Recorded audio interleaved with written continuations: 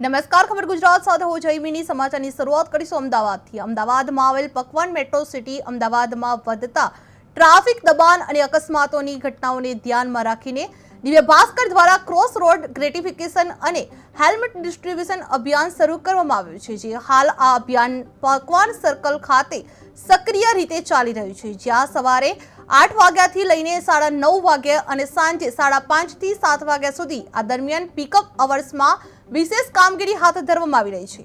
પકવાન circle શહેરનો અત્યંત વ્યસ્ત ટ્રાફિક પોઈન્ટ માનવામાં આવી રહ્યો છે, જ્યાં રોજ હજારો વાહનોની અવરજવર થાય છે. અભિયાન અંતર્ગત 2 ચક્રીય વાહન ચાલકોને રોકી હેલ્મેટ પહેરાવવાના ફાયદા સમજાવવામાં આવી રહ્યા છે. નિયમોનું પાલન કરનારાઓને અભિનંદન પાઠવી પ્રોત્સાહિત પણ કરવામાં આવી રહ્યા છે, જ્યારે નિયમ ભંગ કરનારાઓને માર્ગદર્શન આપી સુરક્ષિત ડ્રાઇવિંગ માટે પ્રેરિત કરવામાં આવે છે.